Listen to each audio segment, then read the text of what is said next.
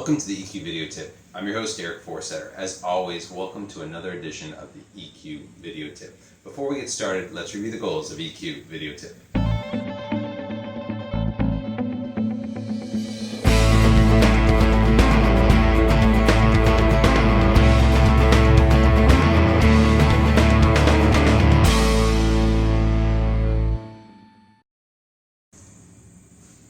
Welcome back. What's on tap for today? Well, we've got a great show, and it comes to us from Charlotte Grissel, who actually listened to a 5-hour podcast of Andrew Huberman, who's a terrific neuroscientist, as well as Jocko Willink, an ex-Navy SEAL officer. And they're going to give us a double episode worth of tips that are psychological tools that can help you improve your willpower, your focus, your sleep, and even your mood. Let's jump in and review some of the great methods that they have today.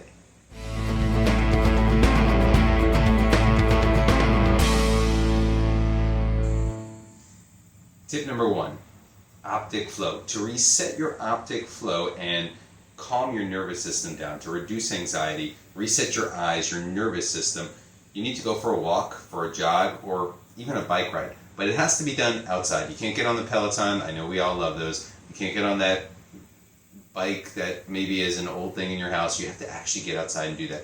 When you do that, the parts of your brain involved in fear, threat detection, in other parts that make you worry about different things like anxiety, they become quiet. They have a calming effect when you go for a walk, and it reduces your stress and anxiety levels. So when you want to reset your optic flow, go for a walk, a jog, or bike ride.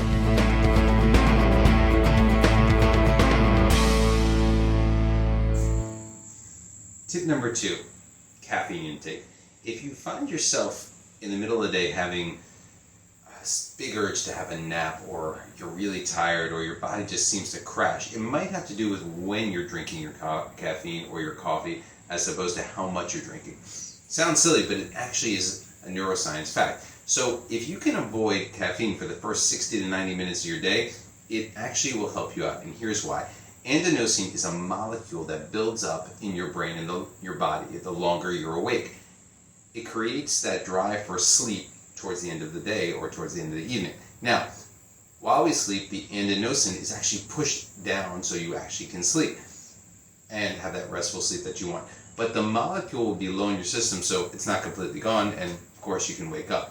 Now, caffeine is considered the adenosine antagonist. What does that mean? Well, it means that when you ingest caffeine, it actually binds to that adenosine receptor, and it blocks the sleepiness signal, making you feel alert and awake. But if you block it too early in the morning, then it's actually taking or stealing that parking spot.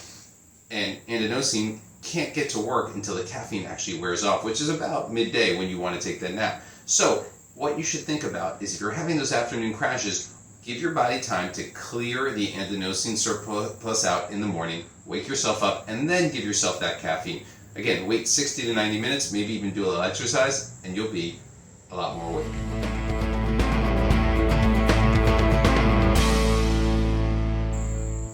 Tip number 3, making mistakes is the key for learning.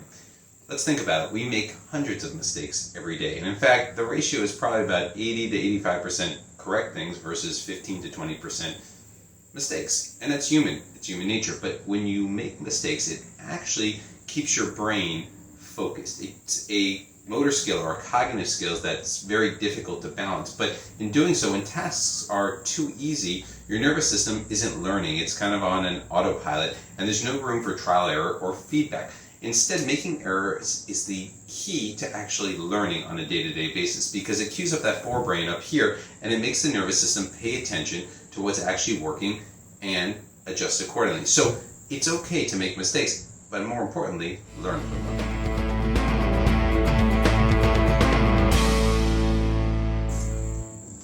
Our last tip, give yourself random intermittent rewards. That means no matter how hard you work, it's okay to reward yourself too. Not all the time. It doesn't mean always getting a dessert after you exercise, but occasionally it's okay to give yourself that chocolate chip cookie. Or hey, if you worked really hard at something and you received a bonus, maybe spending a little on something for yourself, an experience as an example, as opposed to just something materialistic. Whatever it is, it's important to celebrate occasionally with a reward for yourself as well. In doing so, you're wiring yourself to say, hey, I've worked hard, I've had success, and giving yourself a shot of dopamine as well. So make sure you give yourself random, intermittent rewards.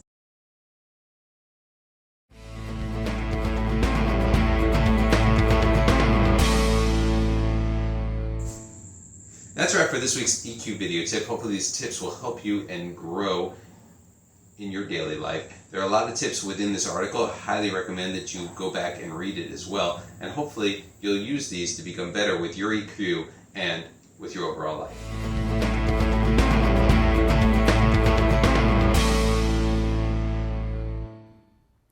So that concludes our EQ video tip for today.